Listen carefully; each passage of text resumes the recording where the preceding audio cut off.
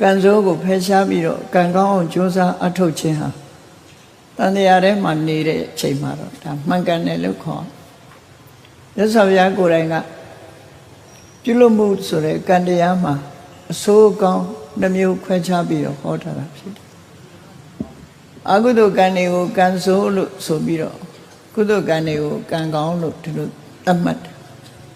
လောကလူတွေကတော့ကိုယ်မှာအခြေအနေတစ်ခုပေးတယ်ဥပမာမဲ့စီးပွားဥစ္စာတိုးတက်တယ်ကျမ်းမာရေးကောင်းတယ်မမျှော်လင့်တာတွေရတယ်အောင်မြင်တဲ့ကြီးပွားတဲ့ဆိုရင်ကံကောင်းတယ်လို့ပြောကြတယ်သို့တော့ကံဆိုဒီမှာကိုလုပ်ခဲ့တဲ့လောက်ရတစ်ခုထိုလောက်ရဟာလည်းပဲစိတ်ရဲ့စွမ်းဆောင်မှုမပါဘဲနဲ့လုပ်တယ်ဆိုတာမဖြစ်ဘူးအခုလို့တရားပွဲလုပ်တယ်ဆိုတာတောင်မှပဲစိတ်အားတွေအရင်ဖြစ်ပေါ်လာတယ်စိတ်အားတွေထည့်ပြီးတော့နောက်ကလည်းပြောရတယ်ကိုယ်ဒီလျောက်လည်းကြိုးစားအထောက်ချအဲ့ဒီရှေးဥစွာစိတ်အားထည့်တာကိုယ်ဒီလျောက်လုပ်ဖို့တုံ့ကပြောဖို့အတွက်ကြီးမားတဲ့တွန်းအားတွေပဲဖြစ်တယ်ပေါ့လောကမှာစိတ်မပါရင်ဘာတစ်ခုမှလုပ်လို့မရဘူးဒါကြောင့်မို့မြတ်စွာဘုရားကဆုံးမဩဝါဒပေးတဲ့အခါမှာmind center teaching လို့ဆိုစိတ်ကိုဗဟိုပြုပြီးဆုံးမဩဝါဒလူရဲ့စိတ်ဟာတစုံတစ်ခုပြောတော့မယ်ဆိုရင်လည်းပဲစိတ်ထဲမှာအရင်ကြံစည်တာပဲဖြစ်တယ်ကြံစည်ပြီးတော့မှပြောတာတစုံတစ်ခုလုံးတော့မယ်ဆိုလို့ရှိရင်လည်းစိတ်ကူးပြီးတော့လုပ်တာပဲဖြစ်တယ်စိတ်ကူးမှုကြံစည်မှုဆိုတဲ့တွန်းအားတွေကပြောဆိုမှုနဲ့ပြုလုပ်မှုဖြစ်ပေါ်စေတယ်လို့ဒီလိုဆိုတာပေါ့ဒါကြောင့်မို့အကြောင်းရင်းဖြစ်တဲ့စိတ်ကိုသူကကံအဖြစ်မြတ်စွာဘုရားကသတ်မှတ်ဖော်ပြခဲ့တာဖြစ်တယ်ကံလို့ဆိုတာဟာဒီစေရနာဟံဘိက္ခွေကမ္မဝဒ္ဒစိတ်ဆိုတဲ့ထဲမှာရည်ရွယ်ပြီးတော့ပြုလုပ်တဲ့စိတ်တွန်းအားတစ်ခုကိုကံလို့ပြောတာပဲဖြစ်တယ်ပေါ့အဲ့ဒီတွန်းအားဟာလေကံလို့ခေါ်တာရှိတယ်တွန်းအားကြောင့်ဖြစ်ပေါ်လာတဲ့လုပ်ရတစ်ခုကိုလေကံလို့ပြောတာပဲရှိတယ်ပေါ့အဲ့တော့ဒီနှမျိုးစလုံးဟာကံလို့ဆိုတဲ့နေရာမှာမှန်ကန်တယ်အဲ့တော့စိတ်စေရနာမှန်ကန်မှုရှိမှပြောဆိုမှုလှုပ်ဆောင်မှုတွေမှန်ကန်မှုဖြစ်လာမှန်ကန်မှုဖြစ်လို့သာလေအကျိုးတရားတွေကိုဖြစ်ပေါ်စေတာပဲဖြစ်တယ်ပေါ့ဒါကြောင့်မို့လို့ဒီတန်တရားထဲမှာရှိနေတဲ့ပုဂ္ဂိုလ်တွေဟာကံကောင်းနေလို့ရှိရင်ကံကောင်းတယ်ဆိုတာကုသိုလ်ကံတွေအကျိုးပေးလှည့်ရောက်လာလို့မိမိရဲ့စိတ်ကောင်းနှလုံးကောင်းပေါ်မှာမူတည်ပြီးတော့လူတွေဟာချမ်းသာတစ်ခုမှနေချမ်းသာတစ်ခုကိုရရှိသွားတယ်ဘဝကောင်းမြတ်တဲ့ဘဝတစ်ခုကနေပြီးတော့ပို့ပြီးတော့ကောင်းမြတ်တဲ့ဘဝတစ်ခုကိုရရှိကြတန်တရားထဲမှာကံကောင်းဖို့ဆိုတာမတန်မှအရေးကြီးကံကောင်းမှုဆိုတာကုသိုလ်ကံတွေလုပ်ကြကုသိုလ်ကံဆိုတာဒါနကောင်းမှုသီလကောင်းမှုဘာဝနာကောင်းမှုဆိုရယ်ကုသိုလ်ကံတွေကြိုးစားအဓိကအဖြစ်လူဘဝကိုရောက်ရှိအောင်ဖန်တီးပေးတဲ့ကံတရားဟာဒါနနဲ့ပတ်သက်တဲ့သီလနဲ့ပတ်သက်တယ်ပေါ့ဒီနှစ်ခုဟာလူဘဝကိုရောက်ရှိစေလူဘဝတွေမကဘူးနတ်ပြည်6ထပ်ဆိုတဲ့လူတွေတဲ့ပို့ပြီးတော့ချမ်းသာဒုက္ခများပြားတဲ့ဘုံဘဝကိုရောက်ဖို့ရဆိုတာလည်းပဲဒါနကုသိုလ်နဲ့သီလကုသိုလ်ရဲ့စွမ်းဆောင်မှုတွေပဲဖြစ်တယ်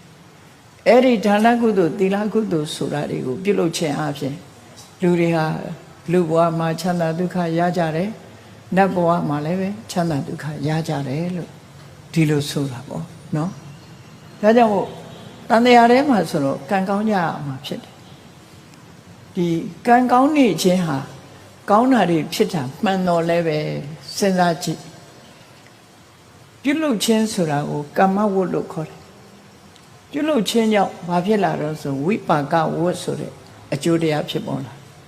အဲ့ဒီအကျိုးတရားဖြစ်ပေါ်လာလို့ရှိရင်ပြုလုပ်မှုကိုဖြစ်ပေါ်စေတတ်တဲ့အကျိုးတရားကိုတွေ့တာမမောတဲ့ကိလေသာဝတ်ဆိုပေါ်လာပြန်ပေါ်လာသည့်အတွက်ကြောင့်ဒီဝတ်လေတယ်လို့ပြောတာလူတွေကတော့မကောင်းတာဖြစ်မှဝတ်လေတယ်လို့ပြောတာမဟုတ်ဘူးအကြောင်းအကျိုးဆက်နွယ်ပြီးတော့ဖြစ်တာကိုဝတ်လေဝတ္တဆိုတဲ့စကားလုံးကလက်ပတ်နေတယ်ဆိုတဲ့အဓိပ္ပာယ်ကိုပြောတာလက်ပတ်နေတယ်ဒီ အကျိုးတစ်ခုကိုလိုလားလို့အလုပ်တစ်ခုကိုလုပ်တယ်လိုချင်တာကတစ်ခုလုပ်တာကတစ်ခုနော်လိုချင်မှုကိုအကြောင်းပြုပြီးတော့လုပ်တယ်လိုချင်တာကိုအကြမ်းမြင်ပြောရင်ကိလေသာဝတ္လို့ခေါ်တယ်။ဟောများသောအားဖြင့်လောဘမကင်းသေးတဲ့ပုထုဇဉ်ပုဂ္ဂိုလ်တွေဟာ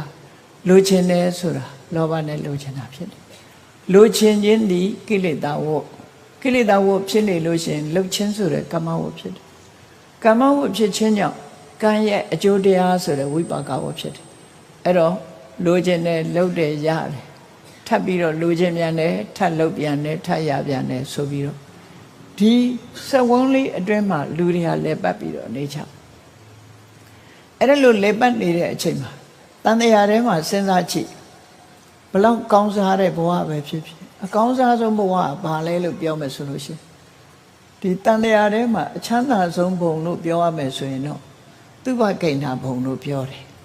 နော်ဒုက္ခတွေလုံးဝပြည့်စုံတဲ့ဗြဟ္မဘုံတစ်ခုတော့ဒီတဲ့အစင်းမြင့်တဲ့ဘုံဘဝကိုပြောမယ်ဆိုရင်နေဝတင်ညာနန္တင်ညာရဏဘုံပေါ့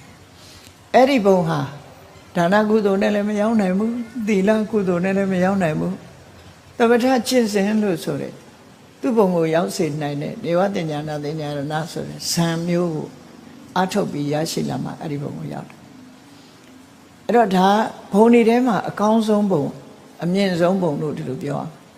အချမ်းသာဆုံးဘုံသူဘဂိဏဘုံ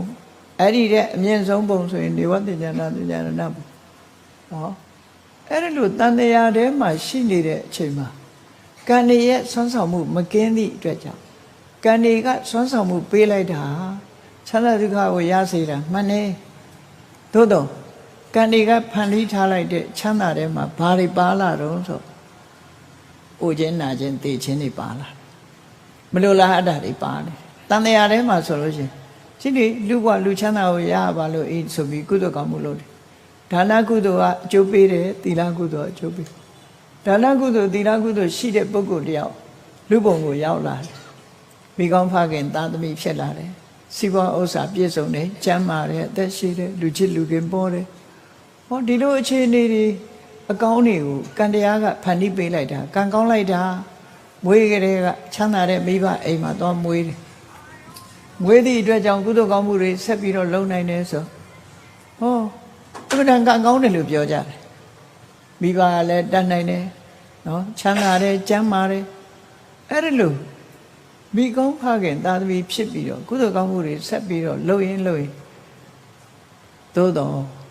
အဲ့ဒီကုသိုလ်ကံရဲ့အကျိုးကျေးဇူးဆိုတဲ့ထဲမှာမလိုလားအပ်တာတွေဘာတွေပါလာတော့ကျမ်းမာတယ်ဆိုပေမဲ့လို့တစ်နေ့ပြီးတစ်နေ့အားတွေဆုပ်ယုပ်ပြီးတော့အိုမင်းလာတာကြတော့သူရလိုက်တဲ့ခန္ဓာကိုယ်ကြီးကတဖြည်းဖြည်းအိုးလာတယ်အဲ့ဒါကြတော့မလိုလားအပ်တဲ့ဟာဖြစ်လာပြန်ကိုရချင်တဲ့ဘဝမှာမလိုလားအပ်တဲ့အကျိုးကျေးဇူးတွေမလိုလားအပ်တဲ့အချက်တွေပါဝင်လာအေးအိမ်အောင်ပြုတဲ့လူတွေလည်းပြောကြတယ်နော်အိမ်အောင်မပြုခင်ကတော့ပျော်ရမယ်လို့အောက်မေ့တယ်နောက်ပိုင်းမှာမမျော်လင့်တာတွေအများကြီးရလာတယ်လို့သူဆိုတယ်ပေါ့နော်အိမ်အောင်မပြုခင်ကစိတ်ကူးရင်တဲ့ဟာတွေဟာအိမ်အောင်ပြုပြီးတဲ့အခါထိုစိတ်ကူးရင်တဲ့အတိုင်းမဖြစ်ဘူးလို့ပြောတဲ့နေကြားရတယ်ပေါ့အဲ့ဒါမျိုးလိုပဲလူဘဝမရခင်ကတော့လူဘဝရချင်ကြတယ်သို့တော့လူဘဝရလာတဲ့အခါမှာမကျေနပ်စရာတွေကဘာတွေပါလာတော့မတည်မြဲတာမကျေနပ်စရာကိုကနုနုနဲနဲငယ်ငယ်ရွယ်ရွယ်အာအင်ပြဖြိုလှလှပပတဘွားလုံးနေချင်ပေမဲ့ဒီသားဒီသမီးဒီမိသားစုနဲ့တိုက်တိုက်ဝဲဝဲနေချင်မဲ့နဲ့နေရလားဆိုမနေရတဖြည်းဖြည်းအိုမင်းလာတယ်ကိုမဖြစ်ချင်တာတွေဖြစ်လာတယ်မဖြစ်ချင်တာဖြစ်လို့တတ်နိုင်သလားဆိုမတတ်နိုင်ဘူးနော်သူ့တဘာဝအတိုင်းပဲအိုရာကိုကာကွယ်လို့လည်းမရဘူးနာရာကိုလည်းကာကွယ်လို့မရဘူးနောက်ဆုံးကြလို့ရှင်ချစ်ခင်လာပါတယ်ဆိုတဲ့မိသားစုပိုင်ဆိုင်နေဆိုတဲ့စိတ်ရွှေရတနာပိုင်ဆိုင်မှုပစ္စည်းတွေအားလုံးကိုစွန့်လွတ်ပြီးတော့မျက်စိနှလုံးမှိတ်ပြီးတော့တွားကြတာဟောကံဘလောက်ကောင်းကောင်းနောက်ဆုံးမှာအဆိုးနဲ့ပဲရင်ဆိုင်သွားရတယ်တန်မြာထဲမှာဒီတိုင်းပဲဗြဟ္မာဖြစ်တဲ့ပုဂ္ဂိုလ်ကလည်းထို့တူပဲနောက်ဆုံးမှာအဲ့ဒီချမ်းသာလာပါတယ်ဆိုတဲ့ဘုံမှာစွန့်ခွာလိုက်ရတာပါသွားတယ် နတ်ပြည်ရောက်တဲ့နတ်တွေလည်းနောက်ဆုံးမှလက်လွတ်လိုက်ရနော်နတ်တွေများဆိုလို့ရှိရင်နတ်ဆိုတဲ့သဘောကလူလိုမအိုဘူးတဲ့နတ်တွေကအသက်ကြီးလေပို့ပြီးတော့နုပြိုတွေတောက်ပြောင်နေနတ်ကလူခန္ဓာနဲ့မတူလူခန္ဓာကအသက်ရွယ်ကြီးလာ50 60ကျော်လာရင်အိုမင်းရင်းရော်လာစပိန်တွေဖြူလာတယ်သွားတွေကျိုးတယ်ပြေးတွေတွန့်ရုပ်ဆင်းတွေယူရင်းလာနတ်ကြတော့အဲ့ဒါလိုမဟုတ်ဘူးအသက်ကြီးလေပိုလှလေဘုံတကုပိုကြီးလေဒီလိုလာသို့တော့အဲ့ဒါလိုဘုံတကုကြီးတဲ့နတ်ပဲဖြစ်အောင်တော့တေနေ့စီပြီဆိုတဲ့နောက်ဆုံးတစ်နေ့ဆိုတာဂျုံရတယ်နောက်ဆုံးတစ်နေ့ဂျုံတော့မယ်ဆိုရင်သူ့မှာဆိုင်းနေပြလာဘာတွေဆိုင်းနေပြလာတော့ဆိုအခုလိုလွေရသေးကြီးလို့မပူမအိုက်ပဲနဲ့သူကဂျိုင်းညာကချွေးတွေယိုတယ်ပဲနော်ဂျိုင်းညာကချွေးယိုတယ်သူဝတ်ထားတဲ့အဝတ်ကဘယ်တော့မှဖော့ရတာမရှိဘူးဘယ်တော့မှလောင်ဒရီပေးရတာမရှိဘူးခါတိုင်းသူဝတ်ချင်တဲ့အတိုင်းအများရန်တောက်ပြောင်းနေအဲ့ဓာတွေကနည်းနည်းညှိုးနွမ်းလာအဝတ်ကနွမ်းလာ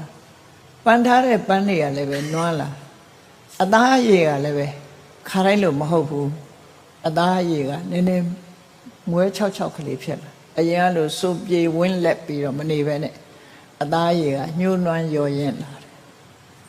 နေရထိုင်ရတာမပျော်တဲ့စိတ်တွေပေါ်လာတယ်အဲ့ဒါနတ်တွေတေမယ်ဆိုတဲ့ပုပ္ပနမိတ်လို့ပြောတယ်တချို့နတ်တွေတော့အကုန်လုံးသိချင်မှသိမှာဘုံတကုကြည့်တဲ့နတ်တွေဟာအဲ့ဒီသင်္ကေတနဲ့သူတို့တည်တော့မယ်ဆိုတော့သိရတယ်။ဉာဏ်နဲ့နတ်တွေကတော့ပြုတ်ခနဲ့ဆိုလေတိုက်တဲ့အခါမှာဖျောင်းနိုင်လေးငြိမ့်သွားတယ်လို့ငြိမ့်သွားတာသူတို့က။ဒါမို့နတ်တွေကြတော့မသားချရတယ်လို့မရှိဘူး။ဘာလို့မရှိတော့ဆိုသူတို့ခန္ဓာကိုယ်ကအစာစားလို့ရတဲ့ခန္ဓာကိုယ်ကြီးမဟုတ်ဘူး။ကံကဖန်တီးထားတဲ့ကမ္မဇယုတ်ဆိုတော့အင်တမနုတယ်။လူတွေရဲ့မျက်စိနဲ့တော့မြင်လို့မရတော့အောင်နုတယ်ပေါ့။ဒါမို့လူတွေရဲ့မြင်ခွင့်မှမရှိဘူးနတ်ကိုလူတွေကမမြင်ရဘူးမြင်ရတာတော့နတ်ကတော်ပဲမြင်ရနော်နတ်ကတော်ပြောတာပဲရှုံနေနေကြနတ်နဲ့တခါမှစကားပြောရတာမရှိဘူးအဲ့တော့နတ်ဆိုတဲ့ခန္ဓာကိုယ်ဟာအင်မတန်မှတိမ်မွေ့နူးညံ့နေသည့်အတွက်ကြောင့်သူတို့ခန္ဓာကိုယ်လူတွေရဲ့မျက်လုံးကမမြင်နိုင်ဘူးတဲ့လူတွေမမြင်ရတာတွေဆိုတာများတော့ရှိတယ်လေလေတိုက်တာသိတော့လဲလေကိုလူကမမြင်ရဘူးလေအဲ့ဒါလို့မမြင်ရတဲ့အရာရှိတယ်အဲ့တော့နတ်ရဲ့ခန္ဓာကိုယ်ကအလွန်သိမ်မွေ့နူးညံ့ပြီးတော့လူတွေရဲ့အမြင်ကွင်းကိုရောက်မလာဘူးလူတွေနဲ့ထိလို့တွေ့လို့ကြိုင်လို့လည်းမရဘူးရုပ်ချမ်းဖန်ဆင်းမှရတယ်ဒီခါတော့ကဗြဟ္မာကြီးတူဟာလူပြေရောက်တယ်မြတ်စွာဘုရားကိုဖူးခြင်းလို့လာခဲ့တာမြတ်စွာဘုရားရှေ့မှာသူကမတ်တရက်တဲ့အခါမှာသူခန္ဓာကိုယ်ကြီးကကျမ်းပေါ်မှာမြုပ်ဝင်သွားတယ်ရက်လို့မရဘူးရက်မယ်ကြိုးစားလိုက်မြုပ်ဝင်သွားလိုက်ရက်မယ်ကြိုးစားလိုက်မြုပ်ဝင်သွားတော့မြတ်စွာဘုရားကမဟုတ်ဘူးမင်းလူပြေနဲ့တင်းလျော်တဲ့ရုပ်ကိုဖန်ဆင်းလိုက်အဲ့ဒါမှရက်လို့ရမယ်ဆိုလူပြေနဲ့တင်းတော်တဲ့ရုပ်မျိုးဖန်ဆင်းရ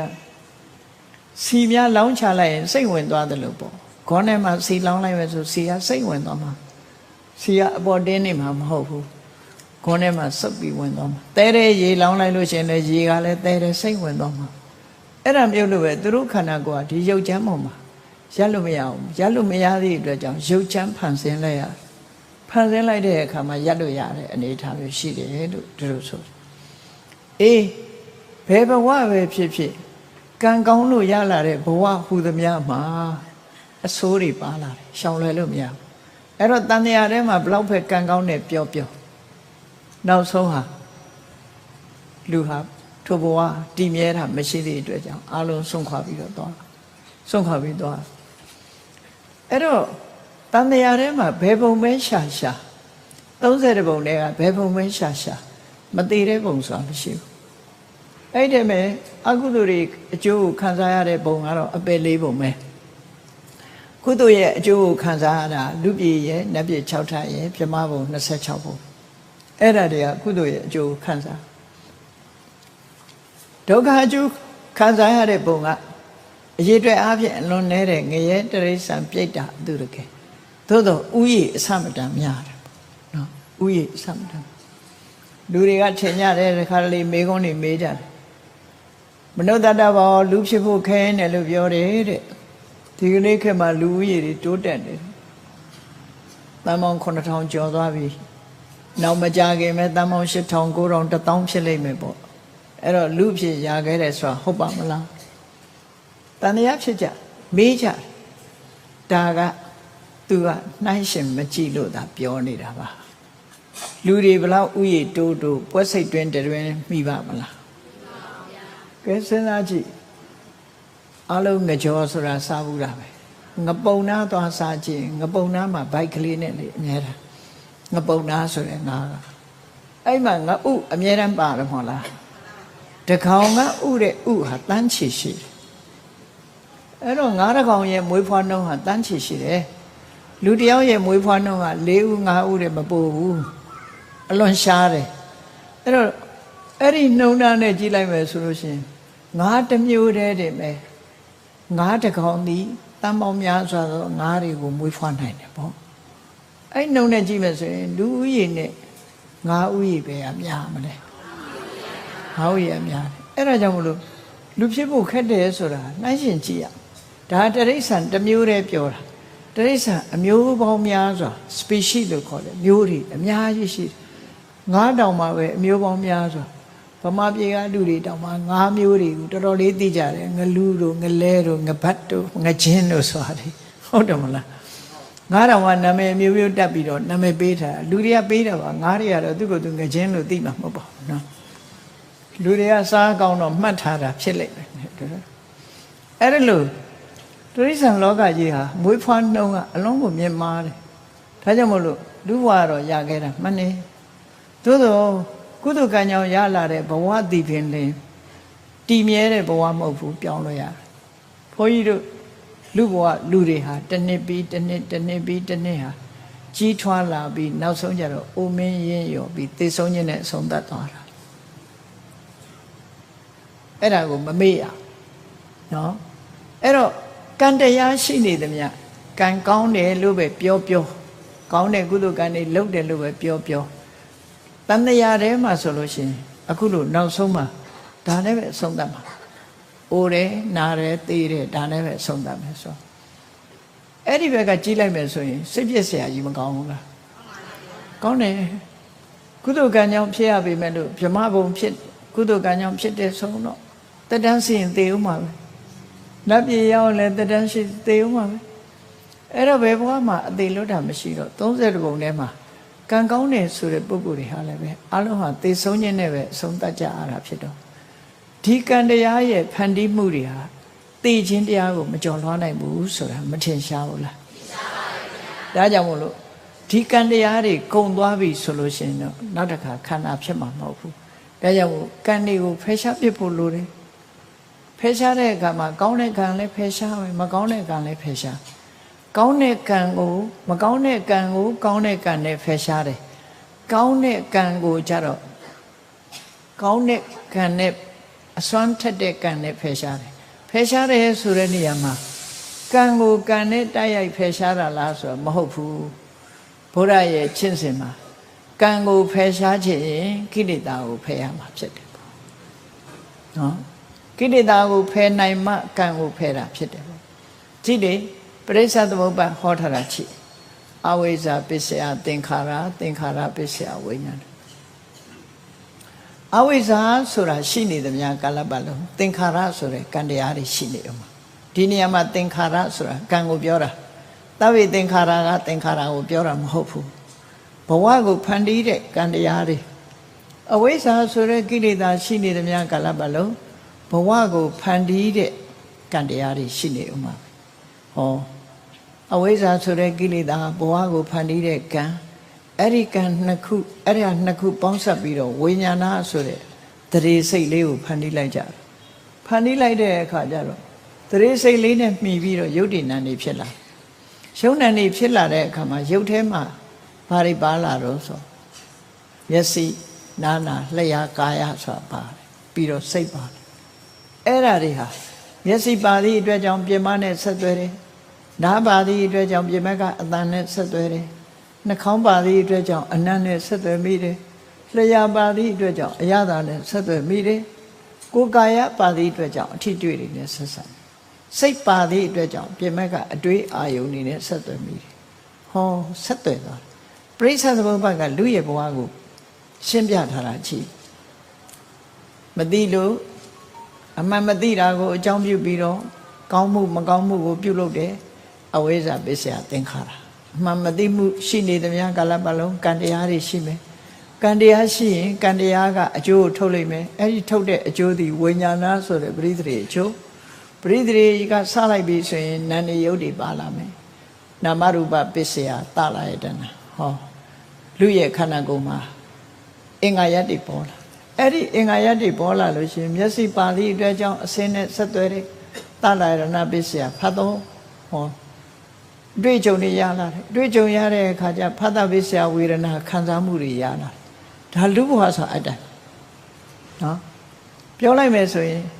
အမေကမွေးလိုက်တယ်အမေကဘာကြောင့်မွေးတော့အမေကတော့အမှန်တော့မွေးပေးရတာအဓိကအမွေးဝမ်းနဲ့ပို့လိုက်တာဘယ်သူနဲ့ဘယ်သူကပို့လာတော့ဆိုရင်ကိလေသာနဲ့ကံကပေါင်းပြီးပို့လိုက်တာနော်အမေရဲ့ဝမ်းနဲ့ရောက်သွားအောင်ကံနဲ့ကိလေသာကပေါင်းပြီးတော့ပို့လိုက်တာအဲ့ပို့တဲ့အခါမှာသူကမတန်ဆင်းရဲတဲ့အမေစီပို့ခြင်းလည်းပို့တယ်ချမ်းသာတဲ့အမေစီလည်းပို့ခြင်းပို့တယ်အဲ့တော့ကုသိုလ်ကံရှိတဲ့ပုဂ္ဂိုလ်တွေကြတော့ချမ်းသာတဲ့အမေစီပို့တယ်မကောင်းမှုအကုသိုလ်တွေများတဲ့ပုဂ္ဂိုလ်ကြတော့ဆင်းရဲတဲ့အမေစီပို့လိုက်တယ်လူဖြစ်တာချင်းတော့တူတူပဲသို့တော့ဆင်းရဲဒုက္ခရောက်တယ်ချမ်းသာတယ်ဆိုဖြစ်လာအဲ့ဒီမိခင်စီပို့လိုက်တဲ့လက်တဲ့ဟာပရိစ္ဆေသမုပ္ပါဒ်မှာကြည့်မယ်ဆိုရင်အဝိဇ္ဇာနဲ့သင်္ခါရလို့အကြောင်းနှစ်ခုရှိတယ်အဲ့ဒီထဲမှာဒီအဝိဇ္ဇာဆိုတဲ့ကိလေသာဟာဘယ်သူနဲ့ပေါင်းစပ်တာတော့ဆိုတဏှာဆိုတဲ့ကိလေသာနဲ့ပေါင်းစပ်တယ်အဝိဇ္ဇာရှိရင်တဏှာရှိတယ်တဏှာရှိရင်အဝိဇ္ဇာရှိတယ်ဒီလိုဆိုအဲ့တော့လူဘဝကိုတွန်းပုတ်လိုက်ပုံလေးကိုစဉ်းစားကြည့်လောက်ကြံဖန်တီးလိုက်တယ်ဘယ်သူလောက်ကြံဖန်တီးလဲကိုယ်တိုင်အတိတ်ဘဝလှုပ်ထားတဲ့ကံတရားတွေက ready ဖြစ်နေတယ်အဲ့ဒီကိုယ်တဏ္ဍာမှာရှိနေတယ်ကောင်းမှုမကောင်းမှုတွေလှုပ်ထားတယ်အဲ့ဒီထဲကကုသိုလ်ကောင်းမှုတွေကအခွင့်ကြုံလာတယ်အခွင့်ကြုံလာတဲ့အခါမှာအဝိဇ္ဇာကအမှန်မသိအောင်ဖုံးကွယ်ပေးလိုက်တယ်နော်အဲ့ဒီမှာတဏှာကသဘောကျလိုက်တယ်သဘောကျလိုက်တဲ့အချိန်မှာကံတရားကနေတွန်းပို့လိုက်တယ်သူတို့သုံးဦးလက်သက်ချက်ကတော့သူတို့သုံးဦးပဲအဝိဇ္ဇာကအမှန်မသိအောင်အမှားကိုမြင်နေအောင်အဝိဇ္ဇာကဖန်တီးပေးလိုက်တယ်ဖန်တီးပေးလိုက်တဲ့အချိန်မှာလူချင်းစိတ်ကညွတ်သွားတယ်တဏှာကအဲ့ဒီလိုညွတ်သွားတဲ့အခါမှာကံစွမ်းအားကနေတွန်းထည့်လိုက်တာဘဝတစ်ခုရသွားဒီလိုဖြစ်တာနော်အဲ့ဒါကိုမြတ်စွာဘုရားဟောတယ်အဝိဇ္ဇာနိဝရဏနံတဏှာတန်ယောဇနာနံနော်တန္တာဝိတံတန္တရတာတန်တရားခရီးတော်နေကြတဲ့ပုဂ္ဂိုလ်တွေဟာအဝိဇ္ဇာကအမှန်မသိအောင်ဖုံးပေးထားပြီးတော့တဏှာဆိုတဲ့ကျိုးကဆွဲခေါ်ရာကိုလူတွေဟာလိုက်နေကြရတယ်အဲ့ဒီလိုဘဝတစ်ခုကိုရအောင်ဖန်တီးလိုက်တာတော့ကံပဲဖြစ်တယ်အဲ့ဒီသုံးခုပေါင်းစပ်ပြီးတော့ဘဝတစ်ခုဖန်တီးလိုက်ကြတာအဲ့ဒီသူတို့ဖန်တီးပေးလိုက်တဲ့မျိုးစေ့လေးကိုမှအမေကထိမ့်သိမ့်ပေးပြီးတော့လူဖြစ်လာတာဒီထက်ကအမေကလက်မခံဘူးဆိုရင်သွားပြန်ရောအမိုက်ပုံးနဲ့ရောက်ချင်းရောက်တော့နော်ခုခေတ်အမေတွေကလည်းပဲလက်ခံညီမခံတာလေလက်မခံလို့ရှိရင်တော့အဲ့ဒါသွားပြန်ရောအဲ့ဒီလိုကံတရားရဲ့ဖန်တီးမှုကြောင့်လူတွေဟာမိခင်ဝမ်းထဲကိုရောက်လာကြရောက်လာပြီးတဲ့အခါမှာရုပ်ပုံတော့ပြည်ပြင်းဖြစ်လာပြီဆိုရင်နာမရူပပစ္စယသလာယရဏသလာယရဏပစ္စယဖတ်တော်ဖတ်တာပစ္စယဝေဒနာလို့ဆိုစိတ်ခံစားချက်မှုတွေဖြစ်လာပြီးအရွယ်ရောက်လာပြီဆိုတဲ့အခါကျဘာဖြစ်ခံစားမှုကိုလိုချင်တဲ့ဝေဒနာပစ္စယတဏှာဆိုတာတွေဖြစ်လာတဏှာပစ္စယဥပါဒနာလိုချင်တော့ဆွဲလန်းတယ်ဆွဲလန်းတော့ဘဝကိုတိဆောက်လာပြန်တယ်ဥပါဒနာပစ္စယဘုံဟောတန်တရားကအဲ့ဒီတိုင်းနဲ့သွားနေတာနော်အဲ့လိုသွားနေတဲ့ပရိစ္ဆေသမုပ္ပါဒ်တန်တရားကြီးထဲမှာလူတွေဟာဘာနဲ့အဆုံးသတ်တုံးဆိုရင်ဇာတိပစ္စယဇရာမရဏဟိုခြင်းသိခြင်းနဲ့ပဲဆုံးသတ်တယ်အဲ့တော့တန်တရားထဲမှာဆိုလို့ရှိရင်ဒီအဝိဇ္ဇာကဥဆောင်ပြီးတော့ထုတ်လုပ်လိုက်တဲ့ကံတရားရဲ့ဆောင်ရွက်ချက်တွေဟာနောက်ဆုံးမှာသိခြင်းမှာပဲအဆုံးသတ်ရတယ်ဆိုတာဘယ်ဘုံမှာလဲလို့ဆိုရင်ဘုံတိုင်းမှာပဲဖြစ်တယ်ပေါ့ဒါကြောင့်မို့အဝိဇ္ဇာကိုဖယ်ရှားရမယ် အမှန်သိအောင်လုပ်ရမယ်ဖယ်ရှားပြီးကံကိုဖယ်ရှားဒါကြောင့်မို့ကံကိုဖယ်ရှားခြင်းလို့ရှိရင်ကိလေသာကိုအရင်ဖယ်ရှားမှာဖြစ်တယ်ကိလေသာကိုဖယ်ရှားခြင်းဖြင့်ကံတရားတွေဟာဖယ်ရှားပြီးသားဖြစ်တယ်ဆိုပါစို့ကံဆိုတာမျိုးစေ့နဲ့တူတယ်ကိလေသာဆိုတာအစိုးဓာတ်နဲ့မြေနဲ့အလားတရံတူတယ်အစိုးဓာတ်ရဲ့မြေရဲ့အဲ့ဒီနှစ်ခုနဲ့မထိအောင်မျိုးစေ့လေးတစ်စိတ်ကို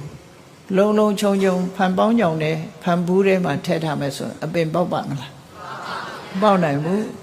အဲ့တော့ကိလေသာကံတရားဟာလည်းပဲကိလေသာနဲ့ပေါင်းစပ်မှုမရှိအောင်လှုပ်ထားလိုက်မယ်ဆိုလို့ရှိရင်ကံတရားဟာအကျိုးမပေးတော့အကျိုးမပေးတော့ဘူးဆိုလို့ရှိရင် तू ကမျိုးစေ့အနေနဲ့အပင်ပေါက်လာမှာမဟုတ်တော့ဘူးလို့ဒီလိုဆိုလို့လည်းပေါ့နော်ဒါကြောင့်မို့ကံကိုဖယ်ရှားကျင့်စဉ်များဆိုတဲ့နေရာကံကိုဘယ်လိုဖယ်ရှားဖို့ကြိုးစားသလဲရသော်ဘုရားနဲ့ခေတ်ပြိုင်ပေါ်ထွန်းခဲ့တဲ့ပုဂ္ဂိုလ်ကနိခန္ဓနာတပုဒ္ဒလို့ခေါ်တယ်ဒီကနေ့ခေတ်အိန္ဒိယမှာသူ့ကိုကိုးကွယ်တော့မှရှိသေးတယ်နော်အိန္ဒိယရောက်ဖူးတဲ့ပုဂ္ဂိုလ်တွေတွေ့လိုက်ဂျိမ်းဖယားလို့ခေါ်တယ်မဟာဝီရသူ့နာမည်မဟာဝီရလို့ခေါ်ဘုံပေဘက်မှာဆိုရင်သူ့ရဲ့ရုပ်ထုတွေဟာလမ်းလေကောင်မှာအကြီးကြီးတွေလှုပ်ထားတယ်နော်တခါတခါဗုဒ္ဓဘိကရာမှာခောရမဗုဒ္ဓထိုင်းနေတဲ့ပုံစံမျိုးဒီရုပ်တုတွေခောရမဗုဒ္ဓရုပ်တုနဲ့ရောပြီးရောင်းတာရှိတယ်ဗမာတွေကမသိတော့အဲ့ဒါဝဲလာတတ်တယ်သူကဘာကွာတော့ဆိုရင်ခောရမဗုဒ္ဓမှာသင်္ကန်းပါတယ်အဲ့ဂျိမ်းဖျားကသင်္ကန်းမပါဘူး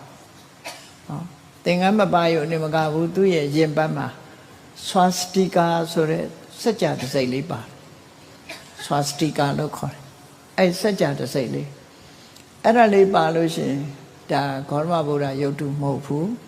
မဟာဝီရရဲ့ရုပ်တုလို့ထိုင်ပုံထိုင်နည်းတွေအကုန်တူတူပဲပုံစံတူတူပဲအိန္ဒိယဗုဒ္ဓဂယာမှာဒါတွေရောင်းတယ်နော်အဲ့တော့ဘုရားဘူးတွေကဗုဒ္ဓရုပ်တုနဲ့မဟာဝီရရုပ်တုမကွဲတဲ့အခါကျတော့ဝဲလာမေးတတ်တယ်ပေါ့အေးအဲ့ဒီမှာဒါလည်းမကဘူးငရုတ်ဆုံနဲ့ငရုတ်ချပွေးဝဲလာတာပိုဆိုးသေးတယ်နော်ငရုတ်ဆုံနဲ့ငရုတ်ချပွေးမှားပြီးတော့ဝဲလာတာရှိတတ်သေးတယ်အဲ့ဒါတော့ပြောလို့မကောင်းဘူးနော်ကိုကကိုပဲ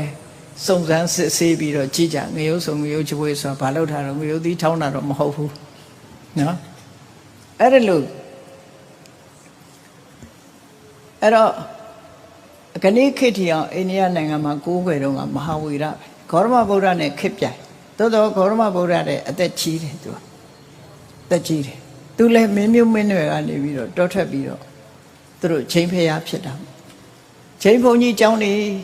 ဘုရားဘာသာကျောင်းနေနာမှာရှိတယ်ဒါပေမဲ့ချိန်ခိုင်းကနှစ်ခိုင်းရှိတယ်ပေါ့ဆွေတံပရဆိုတဲ့ခိုင်းကဆွေတဆိုတာတေတအဖြူဝတ်တယ်ဆွေတံပရခိုင်းဆိုအဖြူဝတ်တယ်ပိတ်ဖြူဝတ်တယ်နောက်တစ်ခါဒိရှံပရဆိုတာဒိရှဆိုတာအယမျက်နှာအံပရဆိုတာအဝတ်ဒိရှံပရဆိုတာအယမျက်နှာလင်အဝတ်ဆိုတော့သူကအဝတ်မပါဘူးနော်ဝလစ်စလစ်နေတဲ့ခိုင်းကတခိုင်းနှစ်ခိုင်းရှိတော့တခါတော့ကတော့မြင်လိုက်ရတယ်ထိုင်းဘုံကြီးတစ်ပါးသွားပြီးတော့တယ်လီဗီရှင်းရိုက်ထားတာပြတာတခါမြင်လိုက်ရအဲ့ဒါလို့ချိန်ဖျားတော့ခဏတီကိုပဲအဲ့ဒီချိန်ဖျားရဲ့အဆုံးအမတရားတွေဟာအိန္ဒိယနိုင်ငံမှာရှိနေတော့မှဖြစ်တယ်ပေါ့အဲ့တော့သူကလည်းပဲဘာအတွက်ကျင့်တာတော့ဆိုလို့ရှိရင်ကံကုန်အောင်ကျင့်တာကံတွေကိုဖယ်ရှားဖို့ကြိုးစားတာသူလည်းမြင်တယ်ဒီကံတွေရှိနေတယ်များအိုခြင်းနာခြင်းသိခြင်းမလုပ်နိုင်ဘူးဒီကံတွေကိုဖယ်ရှားရမယ်ဆိုပြီးသူလည်းလုပ်တယ်အဲ့တော့သူကံဖယ်ရှားနည်းကတော့ဘယ်လိုဖယ်ရှားတော့လို့ဆိုဒီဗုဒ္ဓစာပေထဲမှာမှတ်တမ်းတင်ထားတာဘာလို့ဆိုရင်ပုရဏနံကမ္မနံတပတာဖြန္တိဘာဝံသူကအတိတ်ဘဝကလုပ်ခဲ့တဲ့ကံတရားတွေမှန်သမျှကိုတဲ့ပင်ပန်းခဲရင်ဆိုတာကျင့်တဲ့တပဆိုတဲ့အကျင့်ကိုကျင့်ပြီးတော့ဖယ်ရှားတယ်လို့သူတို့ဆိုတာနော်ပုရဏနံကမ္မနံတပတာဖြန္တိဘာဝံနော်သူတို့ဖယ်ရှားပုံဖယ်ရှားနေနော်ကံကိုဖယ်ရှားကျင့်စဉ်များဆိုသူတို့ဖယ်ရှားတာကကံဟောင်းကိုပင်ပန်းခဲစွာကျင့်ပြီးတော့ဖယ်ရှားတယ်ဒါတခုဆိုလိုတာက ခွေးဖြစ်စေနိုင်တဲ့ကံကိုခွေးလိုနေပြီးကျင့်ပြီးတော့ဖယ်ရှားလိုက်တယ်ပေါ့ကြိုတင်ခံလိုက်တဲ့သဘောပေါ့နော်အဲ့တော့ပင်ပင်ပန်းပန်းဒုက္ခရစရိယာအကျင့်တွေကိုကျင့်ပြီးတော့ကံဟောင်းတွေကိုပျောက်အောင်လုပ်တယ်ကံဆိုတာအကျိုးခံစားပြီးရမှအရှိန်ကုန်တာဆိုတော့အဲ့ဒီသဘောနဲ့တူတယ်ကံတရားကိုပင်ပင်ပန်းပန်းဒုက္ခရစရိယာခဲခဲရင်ရင်အကျင့်တွေကိုကျင့်ပြီးတော့ဖယ်ရှားတယ်သူတို့ခဲခဲရင်ကျင့်တဲ့အကျင့်တွေဟာမေတ္တာမှများတယ်ဘုရားစာပေထဲမှာဖော်ပြထားတဲ့ကျင့်စဉ်တွေသူတို့ရဲ့တပအကျင့်တွေအလွန်ပဲပြင်းထန်တယ်ချို့ဆိုလို့ရှိရင် squatting လို့ခေါ်တယ်ဒီဆောင်းကြောင်ထိုင်ပြီးတော့တစ်သလုံးဆောင်းကြောင်ထိုင်ပြီးတော့နေတာနေနိုင်မှာမလားနေနိုင်တစ်သလုံးဆောင်းကြောင်ထိုင်အဲ့ဒီအကျင့်နဲ့ကျင့်အဲ့ဒါလို့အေးပြီဆိုတဲ့အချိန်မှာရေချိုးတယ်မကောင်းမှုအဟုသူတွေမျောတယ်ရေချိုးတယ်ပူပြီဆိုတဲ့အချိန်မှာမီးလုံတယ်ဆိုတဲ့တပအကျင့်မျိုးတွေအဲ့ဒါလို့ကျင့်တာဒီအကျင့်တွေနဲ့ကံဟောင်းတွေဂုံအောင်လို့ဆိုပြီးတော့သူတို့လှုပ်ကြတာဖြစ်တယ်ဒါဖြင့်ကံအသစ်ကိုတော့ဘယ်လိုတားတော့ဆိုရင်နဝနံကမ္မနံအကရဏတိဒုက္ခတာကံအသစ်တွေကိုကြတော့သူတို့ကမလှုပ်ဖဲရှောင်တယ်မလှုပ်ဖဲရှောင်ပြီးတော့ဖြစ်နိုင်တဲ့အကြောင်းတရားတွေမှန်သမျှကိုဖယ်ရှားပစ်တယ်ပေါ့ဒါကြောင့်မို့ကံဟောင်းကိုတော့သူတို့တပအကျင့်ကိုကျင့်ခြင်းဖြင့်ဖယ်ရှားတယ်ကံအသစ်ကိုမလှုပ်ဖဲနေခြင်းအပြင်ကံအသစ်တွေကိုဖယ်ရှားတယ်အဲ့ဒါလို့ဖယ်ရှားလိုက်တဲ့အခါကျတော့ဘာဖြစ်လဲဆိုကံမဲ့ခရာဒုက္ခခယောကံကုံသွားလို့ရှိရင်ဒုက္ခဆိုတာကုံသွားရောတဲ့ဒုက္ခကုံလို့ရှိရင်ဒုက္ခခရာဝေဒနာခယောဒုက္ခကုံလို့ရှိရင်ဝေဒနာကုံတယ်လို့သူကဒီလိုယူဆတယ်နော်ဒုက္ခခရာဝေဒနာခယောဝေဒနာခရာတပ္ပံဒုက္ခနိစ္စိဏံတန်တရားဝဆင်းရဲတွေကြုံသမျှတွေအကုန်လုံးပြီးသွားနော်ကမ္မခရာဒုက္ခခယောကံကုံသွားလို့ရှိရင်ဒုက္ခတွေကုန်မယ်ဒုက္ခခရာဝေဒနာခယောဝေဒနာတွေကုန်သွားမယ်ဝေဒနာခရာတပ္ပံဒုက္ခနိစ္စိဏံဘောဟိတတိအဲ့ဒီလိုမဟာဝီရနိကန္ဒဘုရားကဒီလိုဟောတယ်သူလည်းကံကုန်တဲ့အကျင့်ကိုကျင့်စဉ်တွေကိုချမှတ်ပြီးတော့အဲ့ဒါလိုကျင့်ခိုင်းတယ်သူကျင့်ခိုင်းတယ်အဲ့ဒီနီးနဲ့သူတို့အကျင့်မှာကျင့်တယ်အဲ့ဒါနဲ့ပတ်သက်လာလို့ရှင်အာနန္ဒမထေရမြတ်ကဝေသာလီမြို့မှာမဟာဝနလို့ဆိုတဲ့တောထဲမှာသတင်းသုံးနေတဲ့အချိန်မှာမြို့တဲကအဘယဆိုတဲ့လက်ဆွေမင်းသားရဲ့ဒီပန္တိတကုမာရလို့ဆိုတဲ့လက်ဆွေမင်းသားသူတို့နှစ်ယောက်ဟာဘာသာရေးစိတ်ဝင်စားကြတယ်ဘာသာရေးစိတ်ဝင်စားပြီးတော့နိခန္ဓရဲ့အဆုံးအမကိုအဘယကမေးတယ်ပေါ့နိခန္ဓရဲ့အဆုံးအမနဲ့ပတ်သက်ပြီးသူသိထားနိခန္ဓဘုရားကဘယ်လိုဟောတယ်ဆိုရင်နိခန္ဓဘုရားကကံအသစ်တွေကိုကံအဟောင်းကိုအကျင့်နဲ့ဖယ်ရှားမယ်ကံအသစ်ကိုမလုပ်ဖဲရှောင်ရှားမယ်အဲ့ဒီနည်းနဲ့ကံကုန်ရင်ဒုက္ခကုန်တယ်ဒုက္ခကုန်ရင်ဝေဒနာဆိုတဲ့ခံစားမှုကုန်တယ်ဝေဒနာခုံဆုံးမှုကုန်ရင်တန်တရားဝဆင်းရဲဆိုတာလုံးဝချုပ်ငြိမ်းသွားတယ်လို့သူကဒီလမ်းစဉ်ချမှတ်ပြီးတော့ချက်ချက်ကျိုးကိုအထုတ်ခိုင်းတယ်တဲ့နော်အဲ့ဒီအထုတ်ခိုင်းတယ်ဒီနေရာမှာဗုဒ္ဓဂေါတမကဘယ်လိုဟောပါသလဲဆိုမေးခွန်းကိုရှင်းနေတာမေးတယ်နော်ဗုဒ္ဓဂေါတမအနေနဲ့ကဒီကံကုန်တဲ့ကျင့်စဉ်ကိုဘယ်လိုဟောသလဲလို့ဆိုအဲ့ဒီမှာရှင်အာနန္ဒမထေရမြတ်ကရှင်းပြတာတခုရှိတယ်နော်ရှင်အာနန္ဒမထေရမြတ်ကရှင်းပြဘယ်လိုရှင်းပြတော့လို့ဆိုတော့သူကဒီကံကုန်အောင်ကျင့်တဲ့နီး၃မျိုးရှိတယ်ဆိုတဲ့အကြောင်းရှင်းပြ၃မျိုးရှိတယ်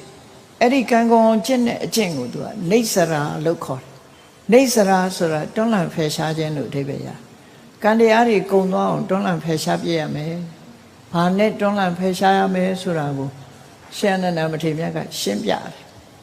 ရှင်းပြတယ်နော်အဲ့တော့သူရှင်းပြတဲ့ဟာကိုအနှစ်ချုပ်ပြောရမယ်ဆိုလို့ရှိရင်မြတ်စွာဘုရားရဲ့မဂ္ဂင်၈ပါးလို့ခေါ်တဲ့မဇ္ဈိမပဋိပဒါနဲ့ရှင်းပြတာဖြစ်တယ်မဇ္ဈိမပဋိပဒါဆိုတာဘာနဲ့ဖွဲ့စည်းထားတော့ဆိုသီလရဲ့သမာဓိရဲ့ပညာရဲ့ဒီ၃ခုနဲ့ပဲဖွဲ့စည်းထားတာပဲဖြစ်တယ်ကိုကျင့်သီလပြည့်စုံအောင်လုပ်ရမယ် စိတ်တည်ငြိမ်မှုတမာရီကိုจิตတဲ့ညကိုအထောက်ရမယ်ပြီးတဲ့အခါမှာပညာကျင့်စဉ်ကိုကျင့်ရမယ်သီလတမာရီပညာအဲ့ဒီ၃မျိုးနဲ့ပဲဖယ်ရှားတယ်လို့အဲ့တော့ရှင်အနန္ဒာကမြတ်စွာဘုရားချမှတ်တဲ့နေဆရာဆိုတဲ့ကျင့်စဉ်တစ်ခုဒီစကားလုံးကိုသူတို့လည်းသုံးတယ်နေဆရာဆိုတဲ့အဓိပ္ပာယ်ကတွန်းလှန်ဖယ်ရှားခြင်းကံတရားတွေကိုဖျက်ဆီးပစ်ခြင်းဆိုတဲ့အဓိပ္ပာယ်ရအဲ့တော့ဘုရားဘာသာအနေနဲ့ကတော့တော်တော်များများတော့ကံကောင်းအောင်ကြိုးစားနေကြတာအဲ့တော့ကံတရားတွေကိုဖယ်ရှားပစ်ခြင်းရောမလုပ်ရမလဲကံတရားတွေကိုဖျက်ဆီးပစ်ခြင်းဘာနဲ့ဖျက်ဆီးရမလဲလို့ဆိုတဲ့အခါမှာဘဂိရှိပါအကျင့်တရားနဲ့ကံတရားကိုဖျက်ဆီးရမှာဖြစ်တယ်ပေါ့နော်ဘာဖြစ်လို့လဲဆိုဒီကံတရားကမဖျက်ဆီးလို့ရှင်သူကမျိုးစိတ်ကြပြီးအပင်တွေပေါက်နေမှာပဲအပင်တွေပေါက်နေလို့ရှင်ဒီအပင်ဖြစ်လာရင်အိုးမယ်နားမယ်သေဦးမယ်ဒီဟာမလွတ်တော့လူဖြစ်လာရင်အိုးမယ်သေမယ်နားမယ်နတ်ဖြစ်ရင်လည်းသေမယ်ဗြဟ္မာဖြစ်ရင်လည်းသေဦးမယ်နော်အဲ့ဒီလိုကံတရားရှိနေသမျှကာလပတ်လုံးသေဆုံးခြင်းနဲ့ဆုံးတတ်မှာဆိုတော့ဒီကံတရားကိုဖယ်ရှားပြစ်မှာဖြစ်မယ်ဆိုတော့မြတ်စွာဘုရားဒီရှင်အနန္ဒာကမြတ်စွာဘုရားရဲ့နိလန်းကိုရှင်းပြတယ်နံပါတ်1အနေနဲ့ကိုချင်းသီလပြေဝအောင်ကျင့်သုံးခြင်းပဲဖြစ်တယ်ကိုချင်းသီလဆိုတာဟာဒီကံကိုဖယ်ရှားတယ်ဆိုတဲ့နေရာမှာကံကိုတိုက်ရိုက်ဖယ်ရှားတာမျိုးမဟုတ်ဘူးသီလကျင့်ပြီးတော့သီလနဲ့ကိလေသာကိုဖယ်ရှားလိုက်တာအဲ့တော့ကိလေသာကိုဖယ်ရှားတယ်ဆိုဘယ်ကိလေသာကိုဖယ်ရှားတာတော့ဆိုကိလေသာဟာအဆင့်30ရှိတယ်အလုံးသတိထားကြည့်ဖို့ရအဆင့်30နဲ့ဖြစ်လာဒီအဆင့်30ဆိုတာအခြေခံအတွင်းထဲမှာဒီတည်ရှိနေတာဆိုပါတော့ remain ဖြစ်ခုခေတ်စေပညာစကားနဲ့ပြောရင် positive ဖြစ်နော် positive ဖြစ်နေတာကိုအနုတ္တယကိလေသာလို့ခေါ်တယ်ခုခေတ်သိတယ်မဟုတ်လား HIV positive တို့ C ပိုး B ပိုးနော် A ပိုး B positive ဆေးသွားပြီးတော့ medical check up သွားလုပ်တဲ့အခါမှာဟိုကအဖြေထုတ်လိုက်တယ်လေ C ပိုးရှိတယ် B ပိုးရှိတယ်နဲ့ပြောလိုက်တယ်မဟုတ်လားအဲ့ဒီတို့ positive ဖြစ်နေတာရှိ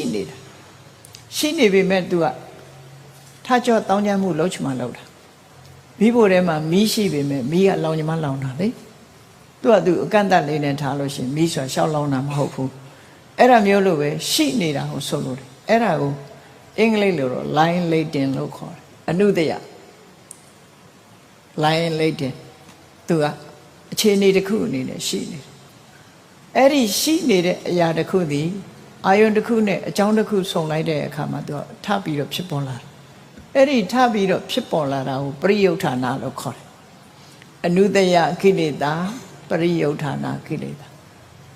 အနုတ္တယကိလေသာဆိုတာ positive ကိုပြောတာ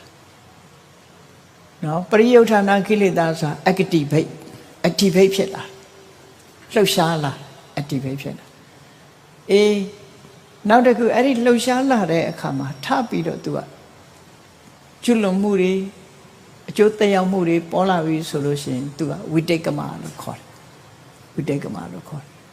ဥပမာစဉ်းစားကြည့်ဖို့ gas မီးချစ်ဖူးလေးပဲကြည့် gas မီးချစ်ဖူးလေးမှာအထဲမှာ gas ရှိတယ်တော့မီးရှိလားလို့ဆိုရင်မီးမရှိဘူး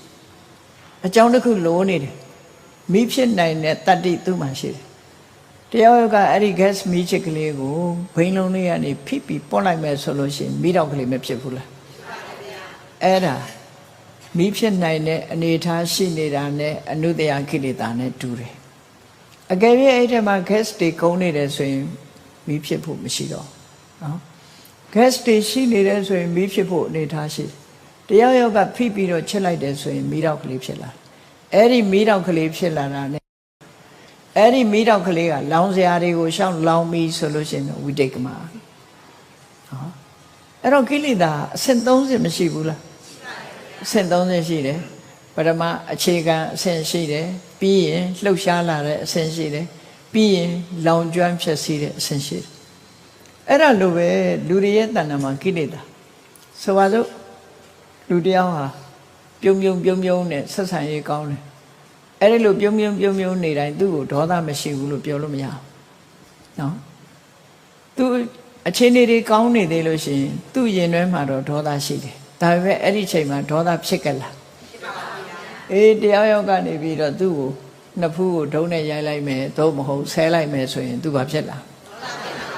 အဲ့ဒါဒေါသပေါက်ထွက်လာခုနတုန်းကဒေါသသူ့ရင်ထဲနှလုံးထဲမှာဒေါသမပယ်သေးတာကအနုတ္တယ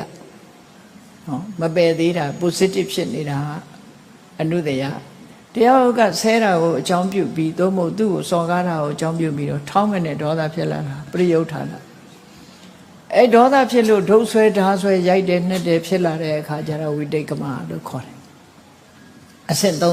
30နော်တခြားကိလေသာလည်းအဲ့လိုပဲအဆင့်30နဲ့သွားဟုတ်ပြီအဲ့ဒီမှာဝိတိတ်ကမလို့ဆိုတဲ့လူသိထင်ရှားတဲ့နှုတ်ကနေဆဲတာတို့လက်နဲ့ရိုက်တာနှက်တာတို့ဆိုတဲ့ကျွလွန်မှုတွေပေါ့ဆဲရည်တိုင်းထွာမှုရိုက်နဲ့ကျွလွန်မှုဆိုတဲ့အဲ့ဒီဝိတိတ်ကမကိလေသာကိုဘာနဲ့တားတော့ဆိုလို့ရှိရင်သီလနဲ့တားလိုက်တယ်သီလနဲ့တားလိုက်တယ်ဒီအဆင့်ကိုသီလနဲ့တားတာအခု7ပါးသီလစောင့်တည်ထားတယ်ဆိုရင်ဗိုက်စာပေပဲမစားဘူးပေါ့တားထားလိုက်ဟုတ်ကဲ့လားအဲ့ဒီလိုတားထားဝိတိတ်ကမကိလေသာမလုံးနဲ့နဲ့တားထားတယ်ဟောသီလစောင့်တည်ထားတယ်သူတော်အသက်မတတ်ဘူးတားထားတယ်သူတော်ဥစ္စာမယူသူတော်သားမယားမပြစ်မှားဘူးဝိရစေဝမသုံးဘူးလိမ့်မပြောဒါတွေတားထားလိုက်သီလနဲ့တားထားလိုက်သီလနဲ့ကဘု து တားတာတော့ကံကိုတားတာလားဆိုကံကိုတားတာမဟုတ်ကိလေသာတွေကိုတားလိုက်ကိလေသာကိုတားလိုက်ခြင်းအပြင်ပါဏာတိပါဒကံဖြစ်သေးလားပါဏာတိပါဒကံကိုလည်းတားပြီးသားဖြစ်သွားတယ်အာရိဏဒါနကံကာမေတုမေသစာရမုတဝါဒသူရမေရိယဆိုတဲ့ကံတွေမကျွလွန်တော့ဘူးလေမကျွလွန်တော့စိတ်แท้ကတော့ကျင့်တတ်ချင်မှကျင့်တတ်မယ်ဒါပေမဲ့မကျွလွန်တော့ဝိတိတ်ကမမဖြစ်တော့အဲ့ဒါသီလနဲ့ဖယ်ရှားလိုက်တယ်လို့ခေါ်တယ်သီလနဲ့ကိလေသာကိုဖယ်ရှားလိုက်လို့ရှိရင်ကံကိုလည်းဖယ်ရှားပြီးသားဖြစ်သွားပြန်တယ်ပေါ့နောက်တစ်ခါတမာတိစိတ်ထဲမှာသူဟာလူတက်ချင်တဲ့စိတ်တွေဖြစ်ခြင်းဖြစ်နေသူများဥစ္စာခိုးချင်တဲ့စိတ်တွေဖြစ်ခြင်းဖြစ်သူတော်ဘာသားမယားပြမားတဲ့စိတ်တွေဖြစ်လူတယောက်ကိုလိမ်ဖို့စိတ်ကူးခြင်းကူးနေအရက်သေးစာတောက်စားဖို့သူဟာစိတ်ကူးရင်စိတ်ကူးနေလိမ့်မယ်အဲ့ဒါလို့စိတ်ကူးနေမှုဟာ activate လို့ခေါ်တယ်ဖြစ်ပေါ်နေတာစိတ်ထဲမှာအရင်ဖြစ်ပေါ်လာဘာပဲဖြစ်ဖြစ်လှုပ်ပြီဆိုရင်စိတ်ထဲကအရင်စတာပဲလေ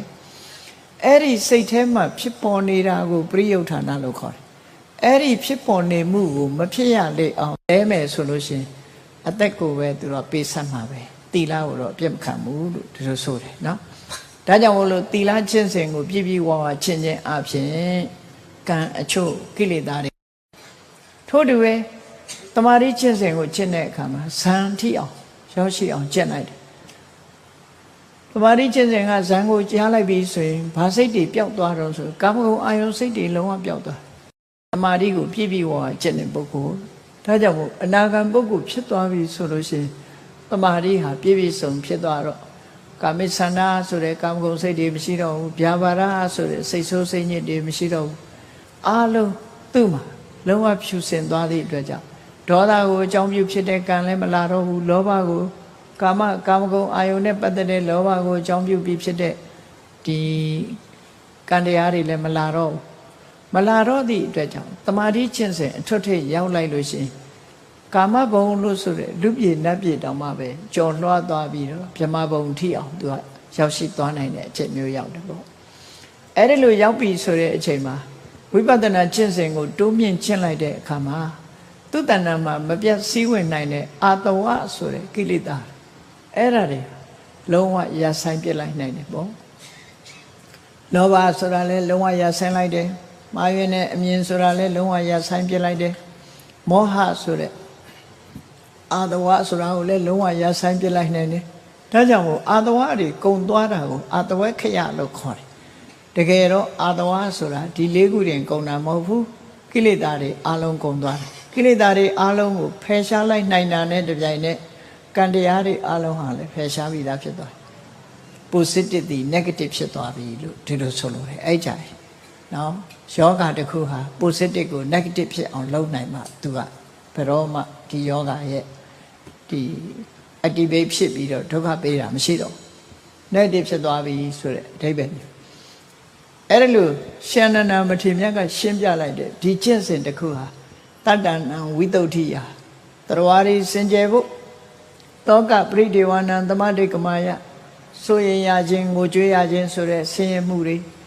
ဒုက္ခဒေါမနတနာကိုဆင်းရဲရခြင်းစိတ်ဆင်းရဲရခြင်းဆိုတဲ့ဒုက္ခဒေါမနတတွေချုပ်ငြိမ်းသွားဖို့ညာယတအဓိကမာယနိဗ္ဗာန်လမ်းကြောင်းကြီးပေါ်ရောက်သွားဖို့နိဗ္ဗာန်တသစ္စည်းကရိယာယနိဗ္ဗာန်ကိုမျက်မှောက်ကိုယ်တွေ့သိရှိဖို့ဆိုတဲ့ဒီရည်ရွယ်ချက်အကျိုး9ချက်ကိုမျှော်လင့်ပြီးတော့မြတ်စွာဘုရားဟာသီလသမာဓိပညာလို့ဆိုတဲ့ကျင့်စဉ်နဲ့ကံကိုဖယ်ရှားတာဖြစ်ပါတယ်ဒါဗုဒ္ဓရဲ့ကံကိုဖယ်ရှားနည်းပဲဖြစ်တယ်ပေါ့ခုနလိုတပအကျင့်နဲ့တို့မလုတ်ဖဲနေခြင်းရှောင်ကျင်ခြင်းဆိုတဲ့အကျင့်မျိုးနဲ့ဖယ်ရှားတာမဟုတ်ဖဲနဲ့ကိလေသာကိုသီလသမာဓိပညာအဆင့်30နဲ့ကိလေသာကိုဖယ်ရှားခြင်းဖြင့်ကံတရားတွေကိုဖယ်ရှားတဲ့နည်းစနစ်ကိုမြတ်စွာဘုရားဟောကြားဆုံးမတာဖြစ်ပါတယ်တရားချစ်ခင်သူတော်စင်ပြိဿအပေါင်းတို့တဏှာဝုတ်ကလွတ်ပြီးတော့နော်လုံးဝဒုက္ခချုပ်ငြိမ်းဖို့ဆိုလို့ရှိရင်ကံကိုမဖယ်ရှားပဲနဲ့လုံးဝမဖြစ်နိုင်ပါဘူးကံကောင်းခြင်းနေသေးလို့ရှိရင်တော့ဖြစ်အောင်မဟုတ်သေးဘူးဒါကြောင့်မို့ကုသိုလ်ကံပဲဖြစ်ဖြစ်အကုသိုလ်ကံပဲဖြစ်ဖြစ်နောက်ဆုံးအဆင့်ကုသိုလ်ကောင်းမှုကိုမိမိတဏ္ဍာမှာတိဆောက်ပေးခြင်းအပြင်ကိလေသာတွေကိုလုံးဝဖယ်လိုက်နိုင်တယ်ကိလေသာတွေကုန်သွားပြီဆိုရင်ကံတွေလည်းကုန်သွားပြီလို့မှတ်ရမှာဖြစ်တယ်ဒါကြောင့်မို့ကံမဲ့ခရာကိလေသာခရာကံမဲ့ခယောကိလေသာကုန်ခြင်းကြောင့်ကံကုန်တယ်ကိလေသာနေရောတွေကမ္မနေရောတော့ကိလေသာတွေချုပ်ငိမ့်သွားလို့ရှိရင်ကံတွေချုပ်ငိမ့်သွားတယ်ကံတွေချုပ်ငိမ့်သွားပြီဆိုမှဘဝဟာချုပ်ငိမ့်သွားတာအဲ့ဒီဘဝချုပ်ငိမ့်သွားတာဒီပဲလေနိဗ္ဗာန်ပဲဖြစ်တယ်ဘဝនិရောဓနိဗ္ဗာန်ဘုရားဘာသာဝင်သူတော်စင်တွေဥတည်ချက်ထားတဲ့နိဗ္ဗာန်ဆိုတာနော်ဆင်းရဲဒုက္ခတွေအလုံးချုပ်ငိမ့်ပြီးတော့ဘဝချုပ်ငိမ့်သွားတဲ့နိဗ္ဗာန်ပဲဖြစ်တယ်အဲ့ဒီနိဗ္ဗာန်မရောက်မချင်းအိုခြင်းနာခြင်းဆိုတဲ့တန်တရားဝဆင်းရဲတွေနဲ့ကြုံတွေ့နေကြအောင်မှဖြစ်လို့အိုခြင်းနာခြင်းဆိုတဲ့တန်တရားဝဆင်းရဲတွေလွတ်ကင်းမှုအတွက်ကတော့ကိလေသာတွေကင်းအောင်လုပ်ကြရမှာဖြစ်တယ်ကိလေသာတွေကင်းမှကံတွေဟာလှုပ်ဆောင်နိုင်မှုတွေလျော့ပါသွားပြီးနောက်ဆုံးမှာသူ့ရဲ့လှုပ်ဆောင်မှုတွေဟာလုံးဝကင်းပြတ်သွားမှာဖြစ်တယ်အဲ့ဒီကြမှာတန်တရားဝဆင်းရဲကလွတ်ကင်းကြမှာဖြစ်တယ်ဆိုတာကိုစီမှတ်သားနာယူပြီးကံကိုဖယ်ရှားတဲ့ကျင့်စဉ်များကိုကျင့်ကြံကြိုးကုပ်အားထုတ်တော်မူနိုင်ကြပါစေကုန်သတည်း